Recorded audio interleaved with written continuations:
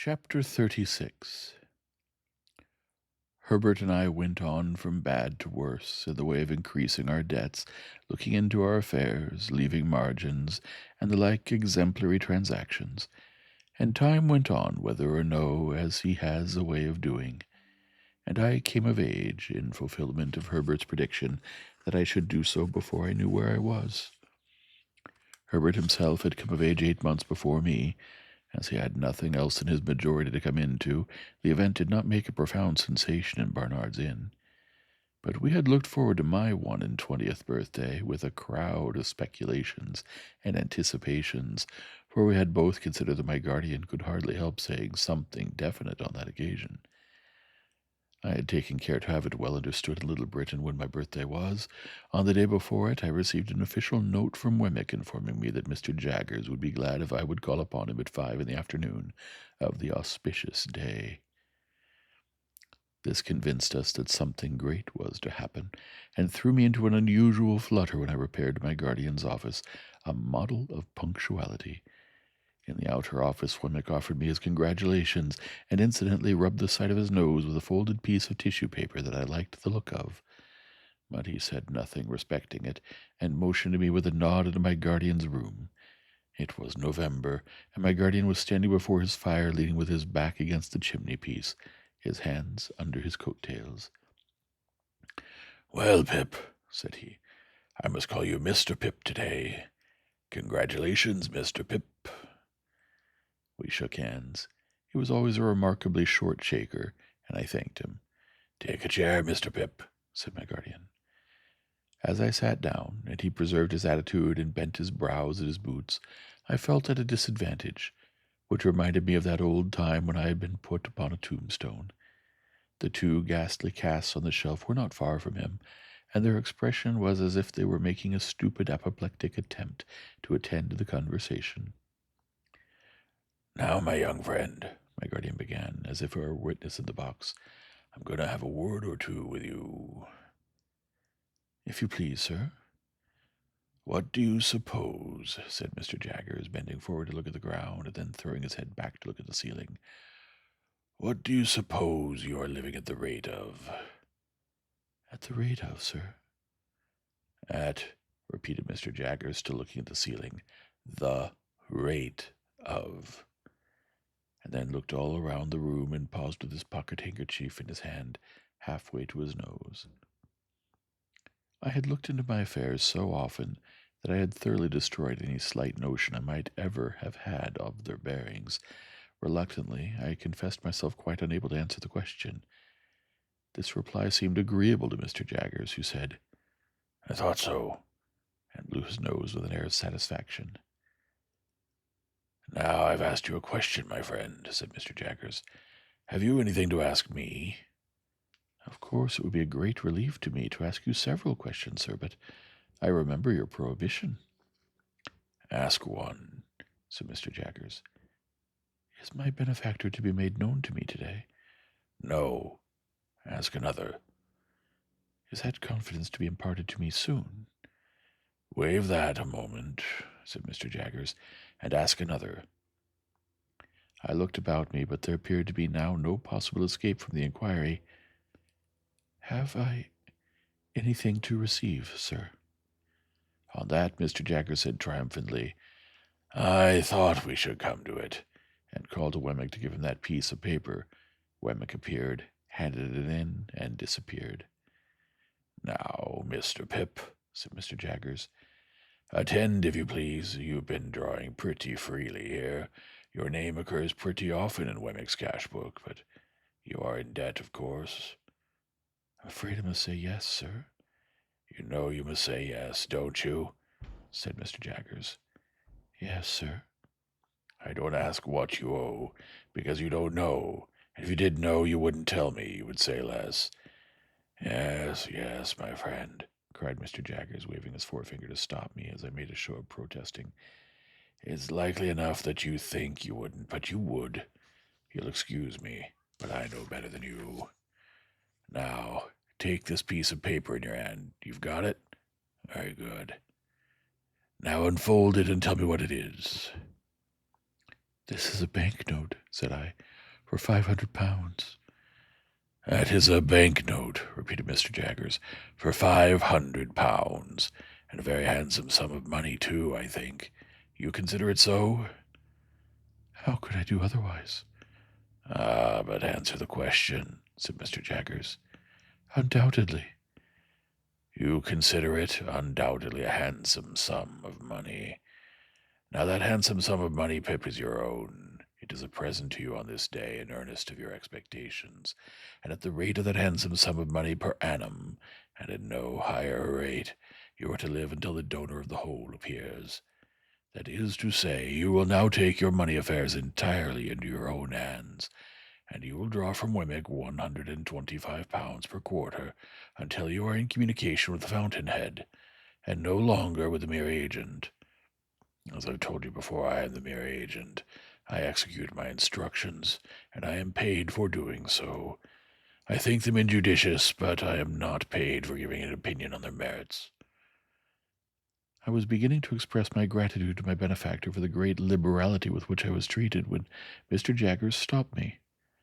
I am not paid, Pip, said he coolly, to carry your words to anyone, and then gathered up his coat-tails, as he had gathered up the subject, and stood frowning at his boots as if he suspected them of designs against him. After a pause, I hinted, There was a question just now, Mr. Jaggers, which you desired me to waive for a moment. I hope I'm doing nothing wrong in asking it again. What is it? Said he. I might have known that it would never help me out, but it took me aback to have to shape the question afresh, as if it were quite new. Is it likely, I said after hesitating, that my patron, the fountainhead you've spoken of, Mr. Jaggers, will soon... There I delicately stopped. Will soon what? Asked Mr. Jaggers. That's no question as it stands, you know. Will soon come to London, said I, after casting about for a precise form of words, or summon me anywhere else. Now here, replied Mr. Jaggers, fixing me for the first time with his dark, deep-set eyes, we must revert to the evening when we first encountered one another in your village. What did I tell you then, Pip? You told me, Mr. Jaggers, that it might be years hence when that person appeared. Just so. That's my answer. As we looked full at one another, I felt my breath come quicker in my strong desire to get something out of him. And as I felt that it came quicker, and as I felt that he saw that it came quicker, I felt that I had less chance than ever of getting anything out of him. Do you suppose it will be still years hence, Mr. Jaggers? Mr. Jaggers shook his head, not in negativing the question, but in altogether negativing the notion that he could anyhow be got to answer it. And the two horrible casts of the twitched faces looked, with my eyes straight up to them, as if they had come to a crisis in their suspended attention and were going to sneeze. Come, said Mr. Jaggers, warming the backs of his legs with the backs of his warmed hands. I'll be plain with you, my friend Pip. That's a question I must not be asked. You'll understand that better when I tell you it's a question that might compromise me. Come, I'll go a little further with you. I'll say something more. He bent down so low to frown at his boots that he was able to rub the calves of his legs in the pause he made. When that person discloses, said Mr. Jaggers, straightening himself, you and that person will settle your own affairs. When that person discloses, my part of this business will cease and determine. When that person discloses, it will not be necessary for me to know anything about it. And that's all I've got to say. We looked at one another until I withdrew my eyes, and looked thoughtfully at the floor. From this last speech I derived the notion that Miss Havisham, for some reason or no reason, had not taken him into her confidence as to her designing me for Estella, that he resented this, and felt a jealousy about it, or that he really did object to that scheme, and would have nothing to do with it. When I raised my eyes again, I found that he had been shrewdly looking at me all the time, and was doing so still. If that is all you have to say, sir, I remarked, there can be nothing left for me to say. He nodded assent, and pulled out his thief-dreaded watch, and asked me where I was going to dine. I replied, in my own chambers with Herbert. As a necessary sequence, I asked him if he would favor us with his company, and he promptly accepted the invitation. But he insisted on walking home with me in order that I might make no extra preparation for him, and first he had a letter or two to write, and of course had his hands to wash. So I said I would go into the outer office and talk to Wemmick. The fact was that when the £500 had come into my pocket, a thought had come into my head which had been often there before, and it appeared to me that Wemmick was a good person to advise with concerning such thought. He had already locked up his safe and made preparations for going home. He had left his desk, brought out his 2 greasy office candlesticks, and stood them in line with the snuffers on a slab near the door, ready to be extinguished. He had raked his fire low, put his hat and greatcoat ready, and was beating himself all over the chest with his safe key as an athletic exercise after business. "Mr. Wemmick," said I want to ask your opinion. I'm very desirous to serve a friend." Wemmick tightened his post-office and shook his head, as if his opinion were dead against any fatal weakness of that sort. "This friend," I pursued, "is trying to get on in commercial life, but has no money, and finds it difficult and disheartening to make a beginning. Now I want somehow to help him to a beginning." "With money down?" said Wemmick, in a tone drier than any sawdust. "With some money down," I replied, for an uneasy remembrance shot across me of that symmetrical bundle of papers at home. "With some money down, and perhaps some anticipation of my expectations." "Mr. Pip," said Wemmick, "I should like just to run over with you on my fingers, if you please, the names of the various bridges up as high as Chelsea Reach. Let's see, there's London, 1, Southwark, 2, Blackfriars, 3, Waterloo, 4, Westminster, 5, Vauxhall, 6. He had checked off each bridge in his turn, with the handle of his safe key on the palm of his hand. "There's as many as 6, you see, to choose from." "I don't understand." "Choose your bridge, Mr. Pip," returned Wemmick, "and take a walk upon your bridge, and pitch your money into the Thames over the centre arch of your bridge, and you know the end of it. Serve a friend with it, and you may know the end of it too, but it's a less pleasant and profitable end." I could have posted a newspaper at his mouth, he made it so wide after saying this. "This is very discouraging," said I. "Meant to be so," said Wemmick. "Then is it your opinion," I inquired with some little indignation, "that a man should never—" "Invest portable property in a friend?" said Wemmick. "Certainly he should not, unless he wants to get rid of the friend, and then it becomes a question how much portable property it may be worth to get rid of him." "And that," said I, "is your deliberate opinion, Mr. Wemmick?" "That," he returned, "is my deliberate opinion in this office."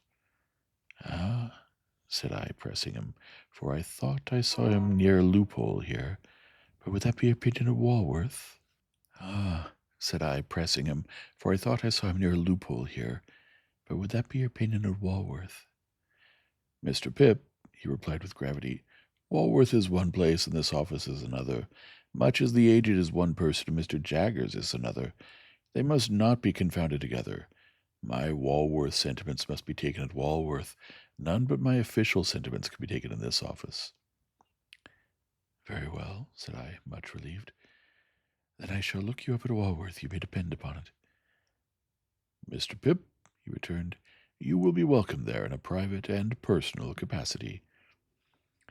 We had held this conversation in a low voice, well knowing my guardian's ears to be the sharpest of the sharp. As he now appeared in his doorway, toweling his hands, Wemmick got on his greatcoat and stood by to snuff out the candles. We all three went into the street together, and from the doorstep Wemmick turned his way, and Mr. Jaggers and I turned ours. I could not help wishing more than once that evening that Mr. Jaggers had had an agent in Gerrard Street, or a stinger, or a something, or a somebody, to unbend his brows a little. It was an uncomfortable consideration on a 21st birthday that coming of age at all seemed hardly worth while in such a guarded and suspicious world as he made of it. He was 1,000 times better informed and cleverer than Wemmick, and yet I would 1,000 times rather have had Wemmick to dinner. And Mr. Jaggers made not me alone intensely melancholy, because after he was gone, Herbert said of himself, with his eyes fixed on the fire, that he thought he must have committed a felony and forgotten the details of it, he felt so dejected and guilty. Chapter 37. Deeming Sunday the best day for taking Mr. Wemmick's Walworth sentiments, I devoted the next ensuing Sunday afternoon to a pilgrimage to the castle.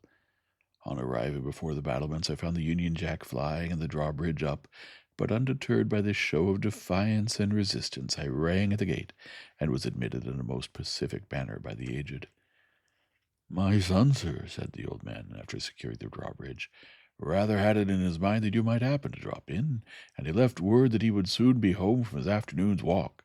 He is very regular in his walks, is my son, very regular in everything, is my son." I nodded at the old gentleman, as Wemmick himself might have nodded, and we went in and sat down by the fireside. "You made acquaintance with my son, sir," said the old man in his chirping way, while he warmed his hands at the blaze. "At his office, I expect?" I nodded. "Ah, I've heard that my son is a wonderful hand at his business, sir." I nodded hard. "Yes, so they tell me. His business is the law." I nodded harder. "Which makes it more surprising in my son," said the old man, "for he was not brought up to the law, but to the fine wine coopering." Curious to know how the old gentleman stood informed concerning the reputation of Mr. Jaggers, I roared that name at him. He threw me into the greatest confusion by laughing heartily and replying in a very sprightly manner, "No, to be sure, you're right." And to this hour I have not the faintest notion what he meant, or what joke he thought I had made. As I could not sit there nodding at him perpetually without making some other attempt to interest him, I shouted at inquiry whether his own calling in life had been the wine coopering. By dint of straining that term out of myself several times, and tapping the old gentleman on the chest to associate it with him, I at last succeeded in making my meaning understood. "No," said the old gentleman, "the warehousing, the warehousing. First, over yonder." He appeared to mean up the chimney, but I believe he intended to refer me to Liverpool. "And then in the city of London here. However, having an infirmity, for I'm hard of hearing, sir," I expressed in pantomime the greatest astonishment. "Yes, hard of hearing. Having that infirmity coming upon me, my son, he went into the law, and he took charge of me, and he by little and little made out this elegant and beautiful property. But returning to what you said, you know," pursued the old man, again laughing heartily, "what I say is no. To be sure you're right." I was modestly wondering whether my utmost ingenuity would have enabled me to say anything that would have amused him half as much as this imaginary pleasantry, when I was startled by a sudden click in the hall, on one side of the chimney, and the ghostly tumbling open of a little wooden flap with "John" upon it. The old man, following my eyes, cried with great triumph, "My son's come home," and we both went out to the drawbridge. It was worth any money to see Wemmick waving a salute to me from the other side of the moat, when we might have shaken hands across it with the greatest ease. The aged was so delighted to work the drawbridge that I made no offer to assist him, but stood quiet until Wemmick had come across, and had presented me to Miss Skiffins, a lady by whom he was accompanied. Miss Skiffins was of a wooden appearance, and was, like her escort, in the post-office branch of the service. She might have been some 2 or 3 years younger than Wemmick, and I judged her to stand possessed of portable property. The cut of her dress from the waist upward, both before and behind, made her figure very like a boy's kite, and I might have pronounced her gown a little too decidedly orange, and her gloves a little too intensely green. But she seemed to be a good sort of fellow, and showed a high regard for the aged. I was not long in discovering that she was a frequent visitor at the castle, for on our going in, and my complimenting Wemmick on his ingenious contrivance for announcing himself to the aged, he begged me to give my attention for a moment to the other side of the chimney, and disappeared. Presently another click came, and another little door opened, with Miss Skiffins on it. Then Miss Skiffins shut up, and John tumbled open. Then Miss Skiffins and John both tumbled open together, and finally shut up together. On Wemmick's return from working these mechanical appliances, I expressed the great admiration with which I regarded them, and he said, "Well, you know, they're both pleasant and useful to the aged. And by George, sir, it's a thing worth mentioning that of all the people who come to this gate, the secret of those pulls is only known to the aged, Miss Kiffins, and me." And Mr. Wemmick made them, added Miss Giffens, with his own hands, out of his own head. While Miss Giffens was taking off her bonnet, she retained her green gloves during the evening as an outward and visible sign that there was company. Wemmick invited me to take a walk with him round the property, and to see how the island looked in winter time. Thinking that he did this to give me an opportunity of taking his Walworth sentiments, I seized the opportunity as soon as we were out of the castle. Having thought of the matter with care, I approached my subject as if I had never hinted at it before. I informed Wemmick that I was anxious in behalf of Herbert Pocket, and I told him how we had first met and how we had fought. I glanced at Herbert's home, and at his character, and at his having no means but such as he was dependent on his father for, those uncertain and unpunctual. I alluded to the advantages I had derived in my first rawness and ignorance from his society, and I confessed that I feared I had but ill repaid them, and that he might have done better without me and my expectations.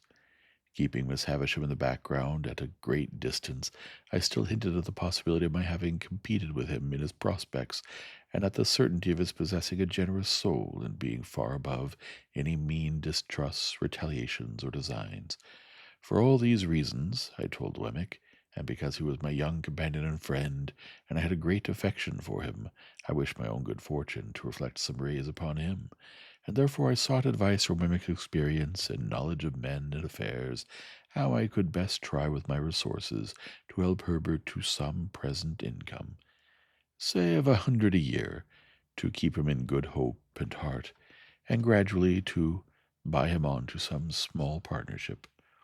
I begged Wemmick, in conclusion, to understand that my help must always be rendered without Herbert's knowledge or suspicion, and that there was no one else in the world with whom I could advise. I wound up by laying my hand upon his shoulder and saying, "I can't help confiding in you, though I know it must be troublesome to you, but that is your fault in having ever brought me here." Wemmick was silent for a little while, and then said with a kind of start, "Well, you know, Mr. Pip, I must tell you one thing. This is devilish good of you." "So you'll help me to be good, then?" said I. "Ecod," replied Wemmick, shaking his head, "that's not my trade." "Nor is this your trading place," said I. "You're right," he returned. "You hit the nail on the head, Mr. Pip. I'll put on my considering cap, and I think all you want to do may be done by degrees. Skiffins, that's her brother, is an accountant and agent. I'll look him up and go to work for you." "I thank you 10,000 times." "On the contrary," said he, "I thank you, for though we are strictly in our private and personal capacities, still it may be mentioned that there are Newgate cobwebs about, and it brushes them away." After a little further conversation of the same effect, we returned into the castle, where we found Miss Skiffins preparing tea. The responsible duty of making the most was delegated to the aged, and that excellent old gentleman was so intent upon it that he seemed to be in some danger of melting his eyes. It was no nominal meal that we were going to make, but a vigorous reality. The aged prepared such a haystack of buttered toast that I could scarcely see him over it as it simmered on an iron stand hooked onto the top bar, while Miss Skiffins brewed such a jorb of tea that the pig in the black premises became strongly excited, and repeatedly expressed his desire to participate in the entertainment. The flag had been struck, and the gun had been fired at the right moment of time, and I felt as snugly cut off from the rest of Walworth as if the moat were 30 feet wide by as many deep. Nothing disturbed the tranquillity of the castle but the occasional tumbling open of John and Miss Skiffins, which little doors were a prey to some spasmodic infirmity that made me sympathetically uncomfortable until I got used to it.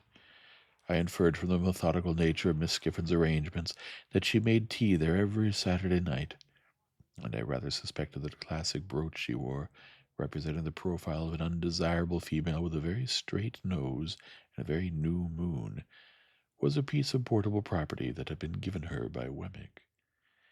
We ate the whole of the toast and drank tea in proportion, and it was delightful to see how warm and greasy we all got after it. The aged especially might have passed for some clean old chief of a savage tribe just oiled. After a short pause of repose, Miss Skiffins, in the absence of the little servant who it seemed retired to the bosom of her family on Sunday afternoons, washed up the tea things in a trifling, ladylike, amateur manner that compromised none of us. Then she put on her gloves again, and we drew round the fire, and Wemmick said, "Now, aged parent, tip us the paper." Wemmick explained to me, while the aged got his spectacles out, that this was according to custom, and that it gave the old gentleman infinite satisfaction to read the news aloud. "I won't offer an apology," said Wemmick, "for he isn't capable of many pleasures. Are you, aged P?" "All right, John, all right," returned the old man, seeing himself spoken to. "Only tip him a nod every now and then when he looks off his paper," said Wemmick, "and he'll be as happy as a king. We are all attention, aged one." "All right, John, all right," returned the cheerful old man, so busy and so pleased that it really was quite charming. The aged's reading reminded me of the classes of Mr. Wopsle's great aunts, with the pleasanter peculiarity that it seemed to come through a keyhole. As he wanted the candles close to him, and as he was always on the verge of putting either his head or the newspaper into them, he required as much watching as a powder mill. But Wemmick was equally untiring and gentle in his vigilance, and the aged read on, quite unconscious of his many rescues. Whenever he looked at us, we all expressed the greatest interest and amazement, and nodded until he resumed again. As Wemmick and Miss Skiffin sat side by side, and as I sat in a shadowy corner, I observed a slow and gradual elongation of Mr. Wemmick's mouth, powerfully suggestive of his slowly and gradually stealing his arm round Miss Skiffin's waist. In course of time I saw his hand appear on the other side of Miss Skiffin's, but at that moment Miss Skiffins neatly stopped him with the green glove, unwound his arm again as if it were an article of dress, and with the greatest deliberation laid it on the table before her. Miss Skiffin's composure while she did this was one of the most remarkable sights I have ever seen, and if I could have thought the act consistent with abstraction of mind, I should have deemed that Miss Skiffins performed it mechanically. By and by I noticed Wemmick's arm beginning to disappear again, and gradually fading out of view. Shortly afterwards his mouth began to widen again. After an interval of suspense on my part that was quite enthralling and almost painful, I saw his hand appear on the other side of Miss Skiffin's.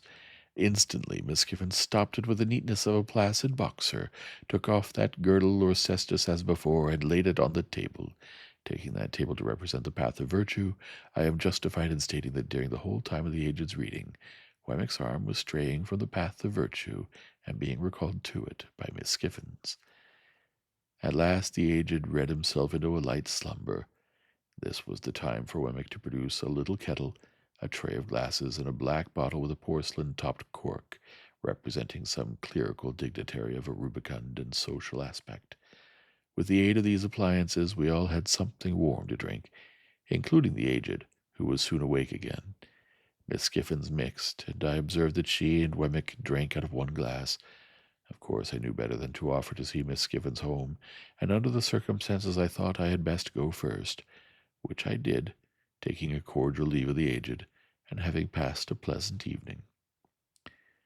Before a week was out, I received a note from Wemmick, dated Walworth, stating that he had hoped he had made some advance in that matter appertaining to our private and personal capacities, and that he would be glad if I could come and see him again upon it. So I went out to Walworth again, and yet again, and yet again, and I saw him by appointment of the city several times, but never held any communication with him on the subject in or near Little Britain. The upshot was that we found a worthy young merchant or shipping broker not long established in business, who wanted intelligent help, and who wanted capital, and who in due course of time and receipt would want a partner. Between him and me, secret articles were signed of which Herbert was the subject, and I paid him half of my £500 down, and engaged for sundry other payments, some to fall due at certain dates out of my income, some contingent on my coming into my property. Miss Skiffin's brother conducted the negotiation. Wemmick pervaded it throughout, but never appeared in it. The whole business was so cleverly managed that Herbert had not the least suspicion of my hand being in it. I never shall forget the radiant face with which he came home one afternoon and told me, as a mighty piece of news, of his having fallen in with one Clarriker, the young merchant's name, and of Clarriker's having shown an extraordinary inclination towards him, and of his belief that the opening had come at last. Day by day, As his hopes grew stronger and his face brighter, he must have thought me a more and more affectionate friend, for I had the greatest difficulty in restraining my tears of triumph when I saw him so happy. At length, the thing being done, and he having that day entered Clarriker's house, and he having talked to me for a whole evening in a flush of pleasure and success, I did really cry in good earnest when I went to bed, to think that my expectations had done some good to somebody. A great event in my life, the turning point of my life, now opens on my view. But before I proceed to narrate it, and before I pass on to all the changes it involved, I must give one chapter to Estella. It is not so much to give to the theme that so long filled my heart. Chapter 38. If that staid old house near the green at Richmond should ever come to be haunted when I am dead, it will be haunted surely by my ghost. Oh, the many, many nights and days through which the unquiet spirit within me haunted that house when Estella lived there. Let my body be where it would, my spirit was always wandering, wandering, wandering about that house. The lady with whom Estella was placed, Mrs. Bradley by name, was a widow, with one daughter several years older than Estella. The mother looked young, and the daughter looked old. The mother's complexion was pink, and the daughter's was yellow. The mother set up for frivolity, and the daughter for theology. They were in what is called a good position, and were visited by numbers of people. Little, if any, community of feeling subsisted between them and Estella, but the understanding was established that they were necessary to her, and that she was necessary to them. Mrs. Bradley had been a friend of Miss Havisham's before the time of her seclusion. In Mrs. Bradley's house, and out of Mrs. Bradley's house, I suffered every kind and degree of torture that Estella could cause me. The nature of my relations with her, which placed me on terms of familiarity without placing me on terms of favor, conduced me to my distraction. She made use of me to tease other admirers, and she turned the very familiarity between herself and me to the account of putting a constant slight on my devotion to her. If I had been her secretary, steward, half-brother, poor relation, if I had been a younger brother of her appointed husband, I could not have seemed to myself further from my hopes when I was nearest to her. The privilege of calling her by name and hearing her call me by mine became, under the circumstances, an aggravation of my trials, and while I think it likely that it almost maddened her other lovers, I know too certainly that it almost maddened me. She had admirers without end. No doubt my jealousy made an admirer of every one who went near her, but there were more than enough of them without that. I saw her often at Richmond.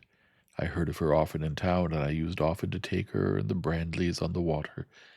There were picnics, fete days, plays, operas, concerts, parties, all sorts of pleasures through which I pursued her, and they were all miseries to me. I never had 1 hour's happiness in her society, and yet my mind all round the 24 hours was harping on the happiness of having her with me unto death.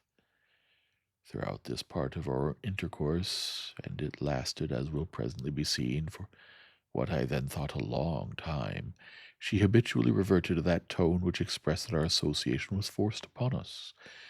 There were other times when she would come to a sudden check in this tone, and in all her many tones, and would seem to pity me.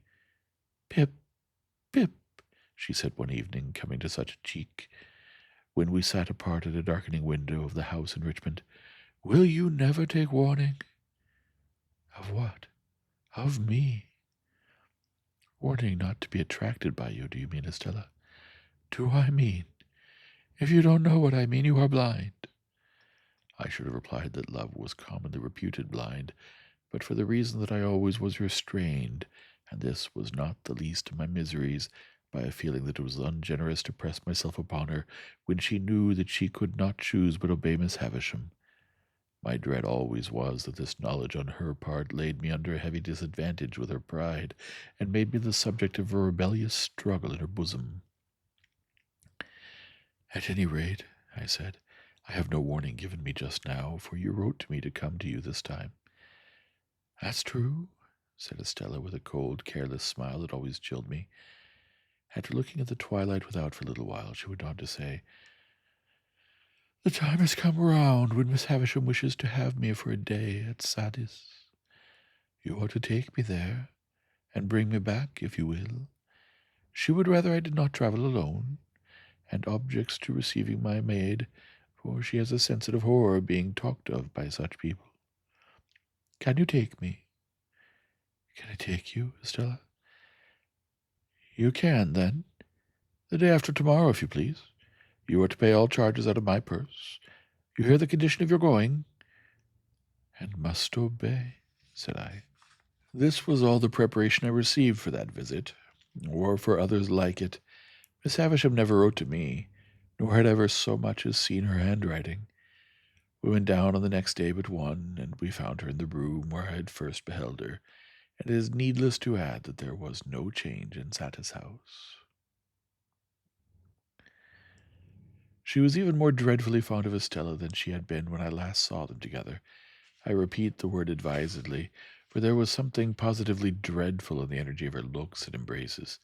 She hung upon Estella's beauty, hung upon her words, hung upon her gestures, and sat mumbling her own trembling fingers while she looked at her, as though she were devouring the beautiful creature she had reared. From Estella she looked at me, with a searching glance that seemed to pry into my heart and probe its wounds. How does she use you, Pip? How does she use you? She asked me again, with her witch-like eagerness even in Estella's hearing. But when we sat by her flickering fire at night, she was most weird. For then, keeping Estella's hand drawn through her arm and clutched in her own hand, she extorted from her, by dint of referring back to what Estella had told her in her regular letters, the names and conditions of the men whom she had fascinated.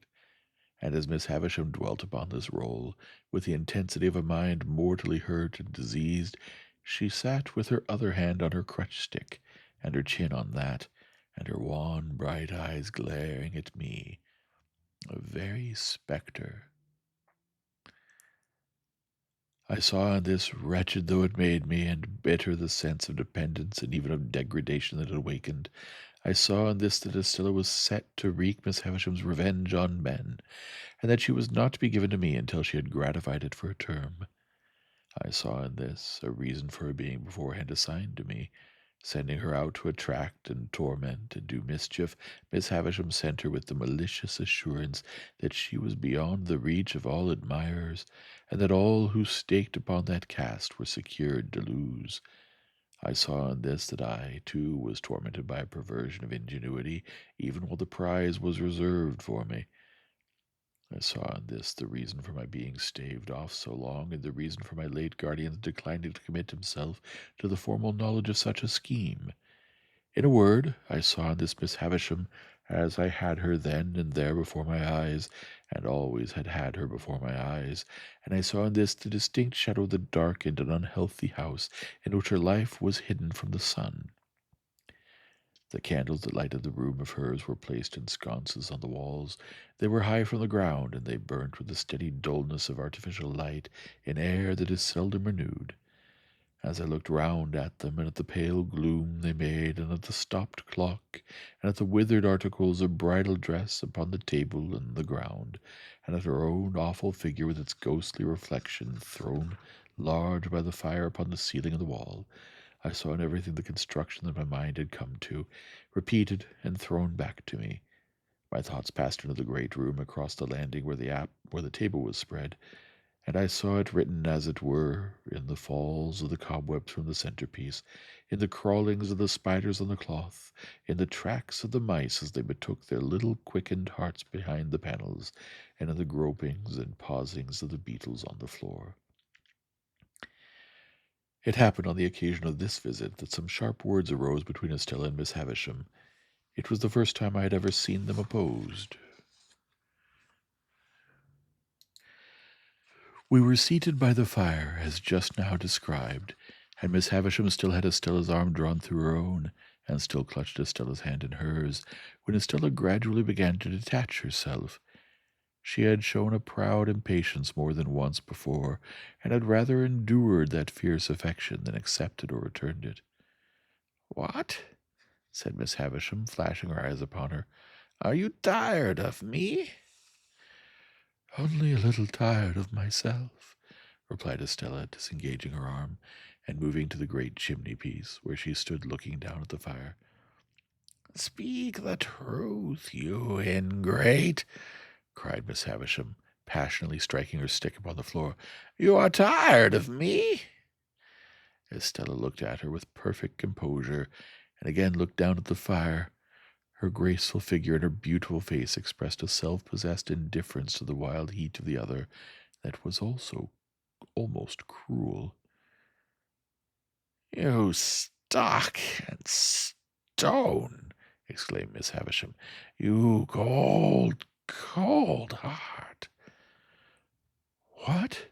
said Estella, preserving her attitude of indifference as she leaned against the great chimney-piece and only moving her eyes. "Do you reproach me for being cold? You?" "Are you not?" was the fierce retort. "You should know," said Estella, "I am what you have made me. Take all the praise, take all the blame, take all the success, take all the failure. In short, take me." "Oh, look at her," cried Miss Havisham bitterly. "Look at her, so hard and thankless, on the hearth where she was reared, where I took her into this wretched breast when it was first bleeding from its stabs, and where I have lavished years of tenderness upon her." "At least I was no party to the compact," said Estella, "for if I could walk and speak when it was made, it was as much as I could do. But what would you have? You have been very good to me, and I owe everything to you. What would you have?" "Love," replied the other. "You have it?" "I have not," said Miss Havisham. "Mother by adoption?" retorted Estella, never departing from the easy grace of her attitude, never raising her voice as the other did, never yielding either to anger or tenderness. "Mother by adoption, I have said that I owe everything to you. All I possess is freely yours. All that you have given me is at your command to have again. Beyond that I have nothing. And if you ask me to give you what you never gave me, my gratitude and duty cannot do impossibilities." "Did I never give her love?" cried Miss Havisham, turning wildly to me. "Did I never give her a burning love, inseparable from jealousy at all times, and from sharp pain, while she speaks thus to me? Let her call me mad, let her call me mad." "Why should I call you mad?" returned Estella. "I, of all people. Does anyone live who knows what set purposes you have half as well as I do? Does anyone live who knows what a steady memory you have half as well as I do? I who have sat on the same hearth on the little stool that is even now beside you there, learning your lessons and looking up into your face, when your face was strange and frightened me." "Soon forgotten," moaned Miss Havisham. "Time soon forgotten." "No, not forgotten," retorted Estella. "Not forgotten, but treasured up in my memory. When have you found me false to your teaching? When have you found me unmindful of your lessons? When have you found me giving admission here," she touched her bosom with her hand, "to anything that you excluded? Be just to me." "So so proud," moaned Miss Havisham, pushing away her gray hair with both her hands. "Who taught me to be proud?" returned Estella. "Who praised me when I learnt my lesson?" "So hard, so hard," moaned Miss Havisham with her former action. "Who taught me to be hard?" returned Estella. "Who praised me when I learnt my lesson?" "To be proud and hard to me!" Miss Havisham quite shrieked as she stretched out her arms. Estella, Estella, Estella, to be proud and hard to me. Estella looked at her for a moment with a kind of calm wonder, but was not otherwise disturbed when the moment was past, and she looked down at the fire again. I cannot think, said Estella, raising her eyes after a silence, why you should be so unreasonable when I come to see you after a separation. I have never forgotten your wrongs and their causes. I have never been unfaithful to you or your schooling. I have never shown any weakness that I can charge myself with. Would it be weakness to return my love? Exclaimed Miss Havisham. But yes, yes, she would call it so. I begin to think, said Estella in a musing way, after another moment of calm wonder, that I almost understand how this comes about. If you had brought up your adopted daughter wholly in the dark confinement of these rooms, and had never let her know that there was such a thing as the daylight by which she had never once seen your face, if you had done that, and then, for a purpose, had wanted her to understand the daylight and know all about it, you would have been disappointed and angry. Miss Havisham, with her head in her hands, sat making a low moaning and swaying herself on her chair, but gave no answer. Or, said Estella, which is a nearer case, if you had taught her, from the dawn of her intelligence, with your utmost energy and mind, that there was such a thing as daylight, but that it was made to be her enemy and destroyer, and she must always turn against it, for it had blighted you and would else blight her. If you had done this, and then for a purpose had wanted her to take naturally to the daylight, and she could not do it, you would have been disappointed and angry. Miss Havisham sat listening, or it seemed so, for I could not see her face, but still made no answer. So, said Estella, I must be taken as I have been made. The success is not mine, the failure is not mine, but the two together makes me. Miss Havisham had settled down. I hardly knew how upon the floor, among the faded bridal relics with which it was strewn. I took advantage of the moment. I had sought one from the first, to leave the room, after beseeching Estella's attention to her, with a movement of my hand. When I left, Estella was yet standing by the great chimney-piece, just as she had stood throughout. Miss Havisham's grey hair was all adrift upon the ground among the other bridal wrecks, and was a miserable sight to see. It was with a depressed heart that I walked in the starlight for an hour and more about the courtyard, and about the brewery, and about the ruined garden. When I at last took courage to return to the room, I found Estella sitting on Miss Havisham's knee, taking up some stitches in one of those old articles of dress that were dropping to pieces, and of which I have often been reminded since by the faded tatters of old banners that I have seen hanging up in cathedrals.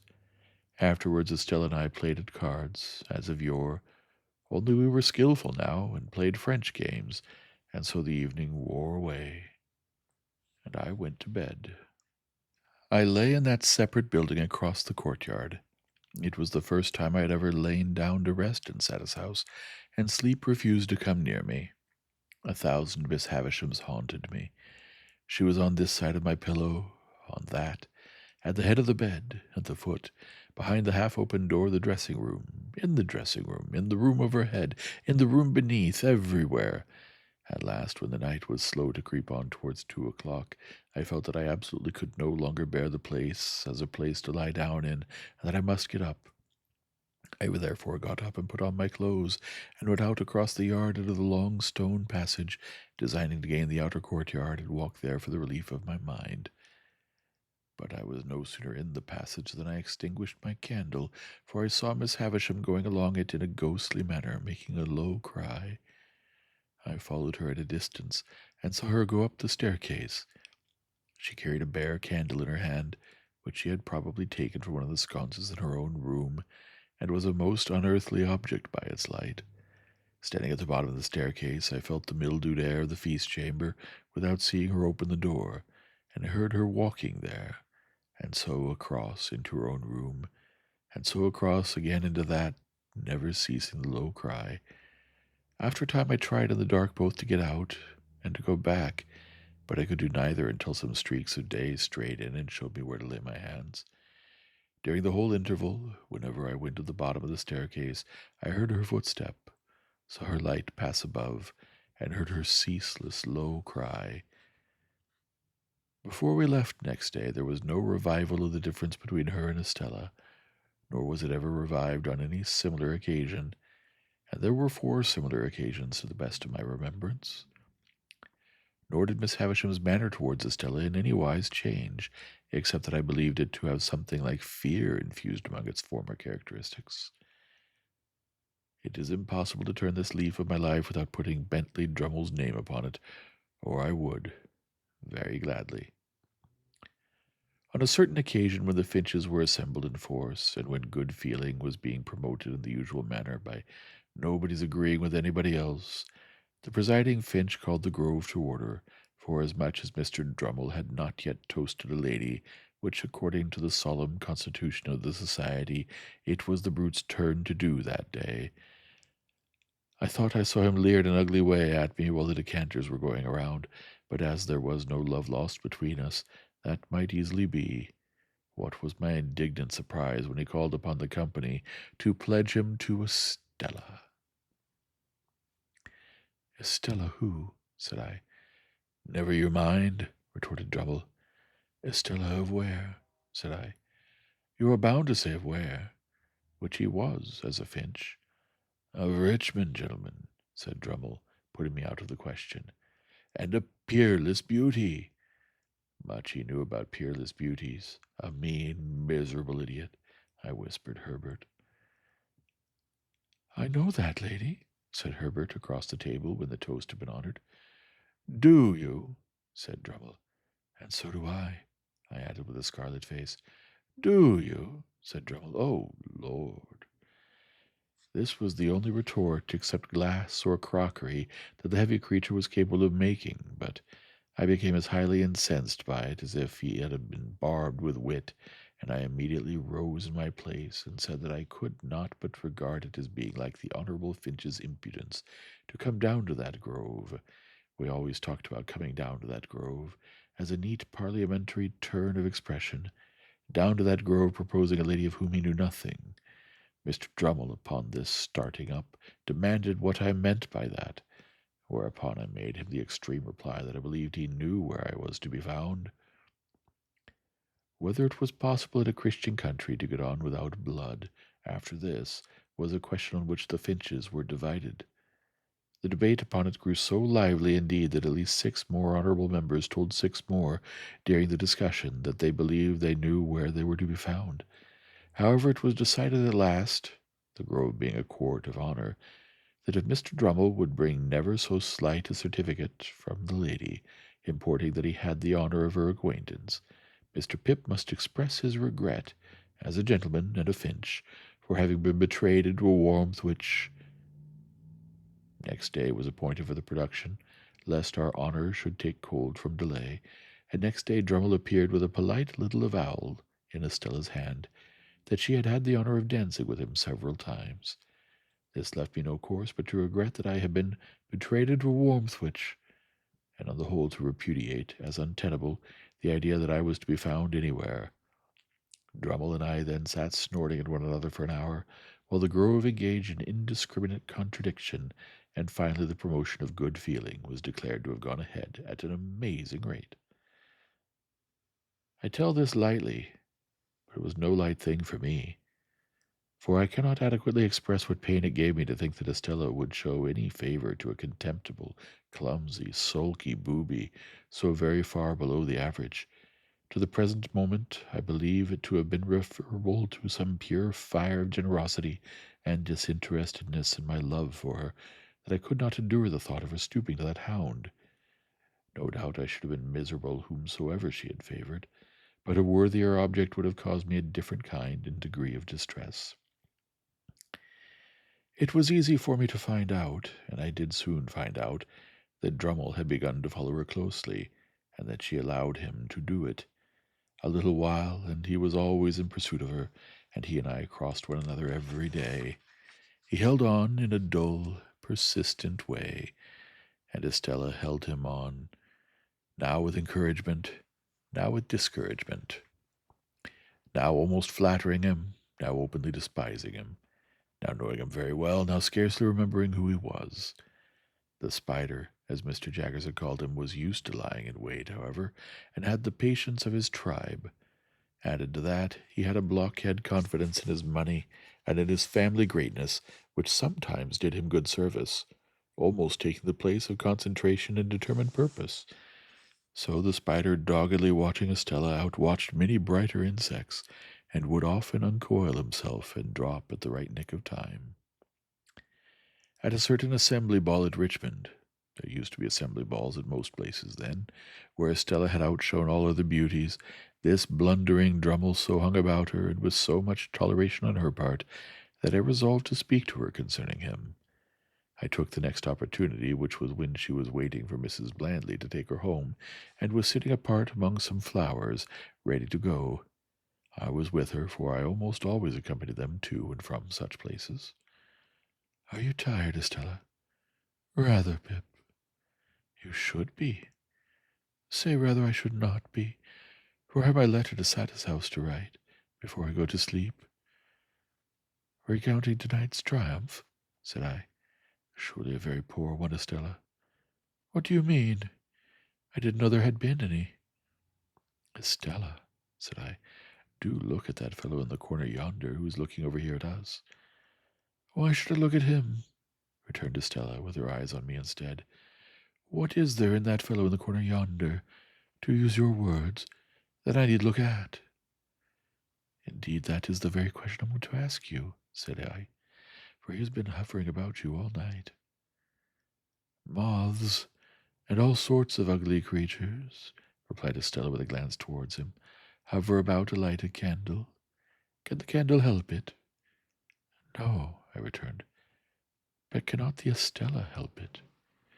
"Well," said she, laughing after a moment, "perhaps, yes, anything you like." "But, Estella, do hear me speak. It makes me wretched that you should encourage a man so generally despised as Drummle. You know he is despised." "Well," said she, "you know he is ungainly within as without, a deficient, ill-tempered, lowering, stupid fellow." "Well," said she, "you know he has nothing to recommend him but money, and a ridiculous roll of addle-headed predecessors now, don't you?" "Well," said she again, and each time she said it she opened her lovely eyes the wider. To overcome the difficulty of getting past that monosyllable, I took it from her and said, repeating it with emphasis, "Well, then what is it that... that is why it makes me wretched." Now, if I could have believed that she favored Drummle with any idea of making me wretched, I should have been in better heart about it, but in that habitual way of hers she put me so entirely out of the question that I could believe nothing of the kind. "Pip," said Estella, casting her glance over the room, "don't be foolish about its effect on you. It may have its effect on others, and may be meant to have. It's not worth discussing." "Yes, it is," said I, "because I cannot bear that people should say she throws away her graces and attractions on a mere bore, the lowest in the crowd." "I can bear it," said Estella. "Oh, don't be so proud, Estella, and so inflexible." "Calls me proud and inflexible in this breath," said Estella, opening her hands, "and in his last breath reproached me for stooping to a bore." "There is no doubt you do," said I, somewhat hurriedly, "for I have seen you give him looks and smiles this very night, such as you never give to me." "Do you want me, then?" said Estella, turning suddenly with a fixed and serious, if not angry look, "to deceive and entrap you?" "Do you deceive and entrap him, Estella?" "Yes, and many others, all of them but you. Here's Mrs. Brandley. I'll say no more." And now that I have given the one chapter to the theme that so filled my heart, and so often made it ache and ache again.